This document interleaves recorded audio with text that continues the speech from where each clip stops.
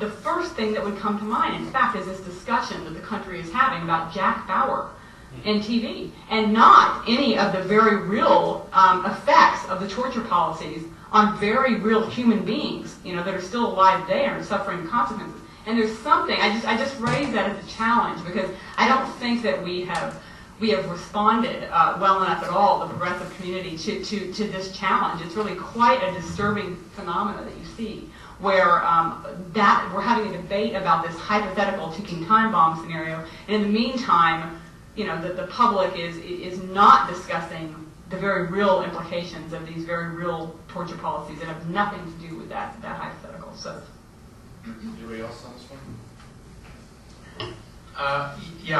Just comment briefly. First of all, torture with or without a warrant is illegal. Dershowitz, of course, knows that. I think he was speaking to the moral issue, or perhaps that the law should be changed.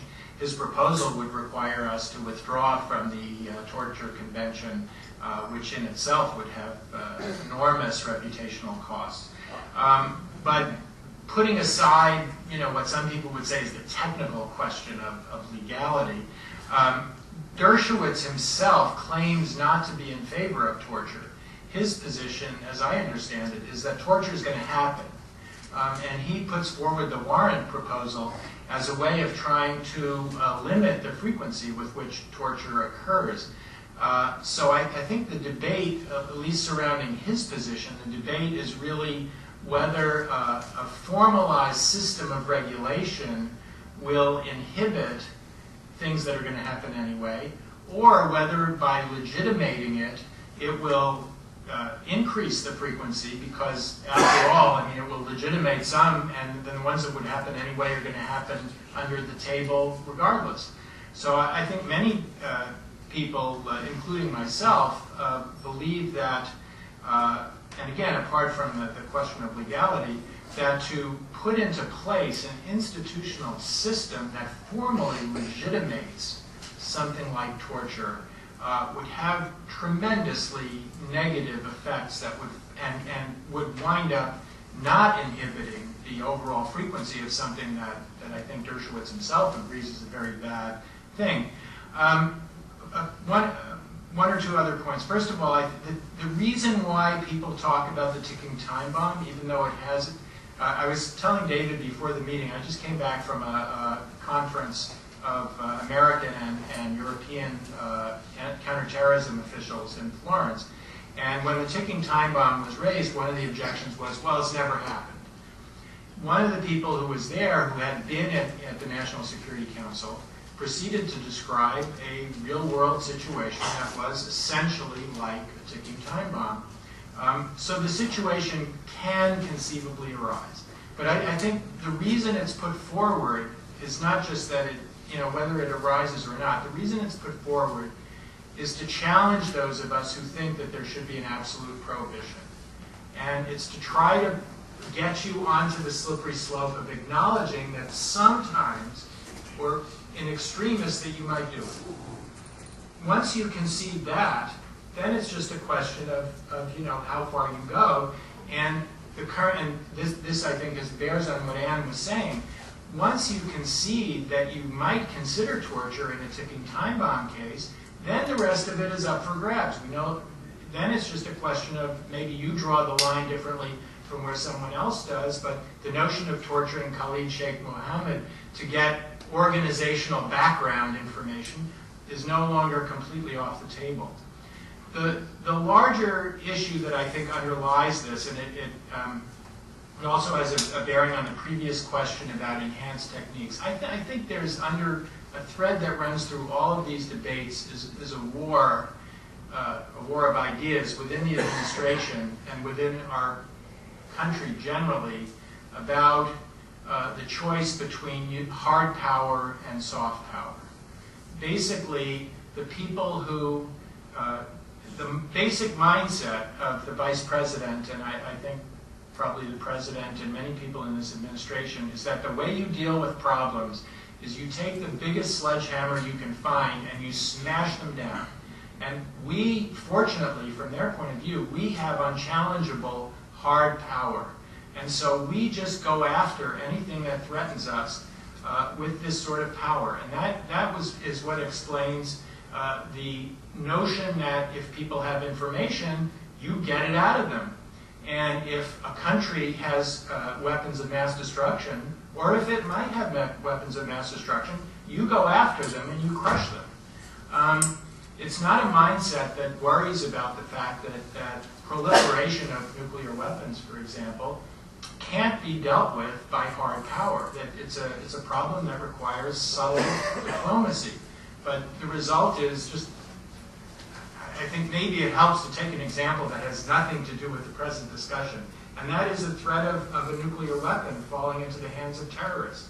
The way we've chosen to deal with that problem is to invade Iraq, rather than because that's what we can do.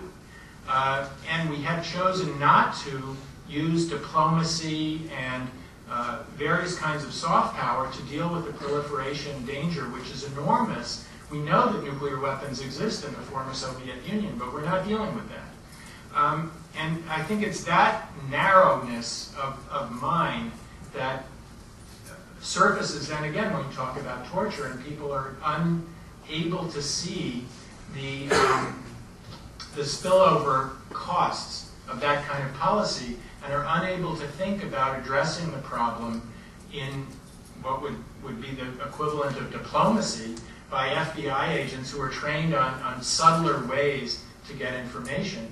If you talk to European counterterrorism officials, none of these people would ever be nominated to be on the ACLU board, I can guarantee you. And it's a tough group, but they have long experience dealing with terrorism networks in France, Italy, and Spain, and in Britain.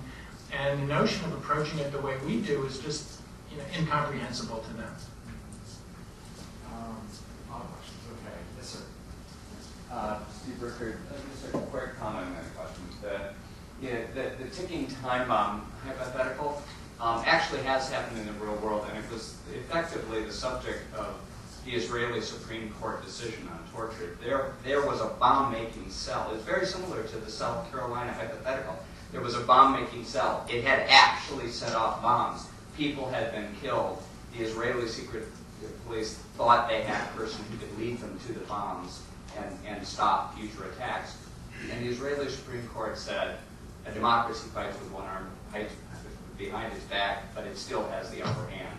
It's a classic soft power is better. That's how you win this.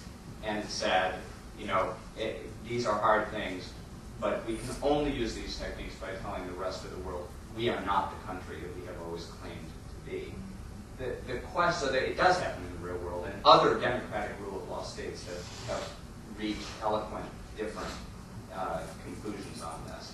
The question is this: looking back over the last 5 years, if you could have one do-over for the progressive community, for the academic community, where we missed an opportunity to make a point, where we didn't emphasize something that we should have emphasized, that we didn't challenge an idea that turned out to be very pernicious, what would it be? What would you do differently if you could do one thing over since 9/11? Anybody? What would we do differently, not what would we do differently if we were the government. I think one thing we might have done differently is we might have gotten out of the box a little bit more quickly and spoken out against a lot of these things, which now many people are speaking out against, but in the initial year or so after 9/11, very few people were, particularly within the academic community. So that, had there been more opposition earlier on, maybe there might have been more of a retreat earlier on. But I want to go back to my concluding remarks about the power of the rule of law and the weakness of the United States in the face of it. And I think it's not just the power of the rule of law; it's the power of organizations and people standing up for the principles behind the rule of law. And the thing that I get most hope from when I look back over the last 5 years is the strength of civil society as a check on the on the administration at a time when